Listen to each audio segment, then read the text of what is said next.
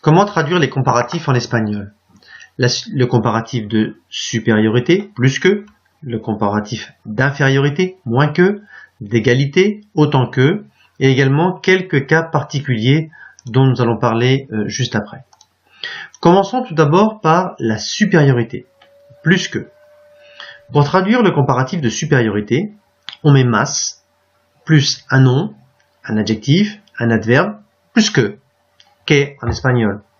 Autre solution, le verbe, plus más que. Quelques exemples et les choses seront plus claires. Tu moto hace más ruido que un avión. Ta moto fait plus de bruit qu'un avion. Contestas más rápidamente que Javier. Tu réponds plus rapidement que Javier.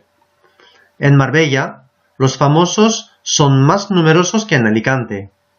À Marbella, les people, les gens célèbres, sont plus nombreux qu'à Alicante. Ou encore, este verano, los hosteleros trabajaron más que nunca. Cet été, le secteur hôtelier a travaillé plus que jamais. Voyons maintenant le comparatif d'infériorité. On met menos, plus nom, adjectif ou adverbe, plus que, ou alors le verbe plus menos que. Quelques exemples.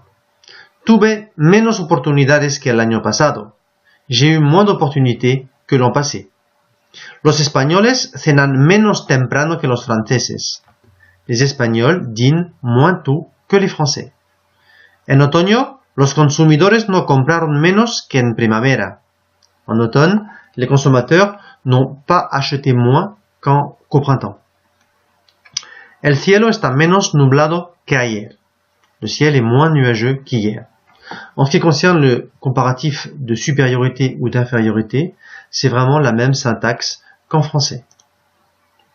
Voyons maintenant le comparatif d'égalité, l'idée de autant que, un petit peu plus complexe. On mettra tout d'abord tanto.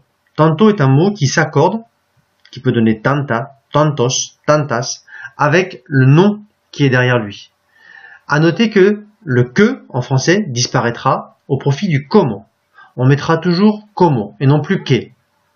Autre solution, tanto peut devenir tan quand il est placé devant un adjectif ou un adverbe.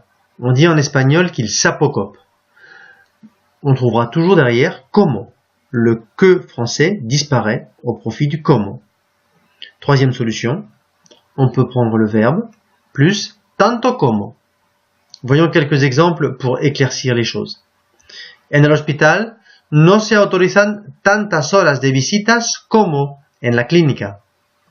À l'hôpital, on n'autorise pas autant d'heures de visite qu'à la clinique. Autant que. Tantas como. Tantas s'accorde avec le mot horas qui vient derrière. Este plato no es tan fácil de guisar como lo dice el libro. Ce plat n'est pas aussi facile à cuisiner que le dit le livre. Tanto devient tan parce qu'il est placé devant un adjectif. Ici, fácil. Luis acabó los estudios tan pronto como su hermano. Luis a fini les études aussi vite que son frère. Ici, on remarque que les mots sont l'un à côté de l'autre. Tan pronto. Enfin, practicar deporte me gusta tanto como escuchar música. Pratiquer un sport me plaît autant que d'écouter de la musique. Ici aussi, tanto et como sont l'un à côté de l'autre. Voyons maintenant les comparatifs particuliers. Pequeño, menor que, plus petit que. Bueno, mejor que, meilleur que. Grande, mayor que, plus grand que. Malo, peor que, pire que.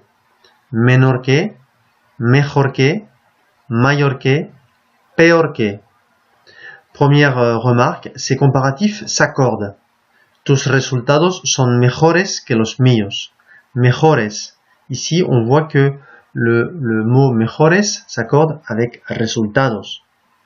Remarque numéro 2, menor et mayor signifie également plus jeune, plus âgé, selon le contexte. Mi hermana mayor es más pequeña que yo, y mi hermano menor es más alto que tú.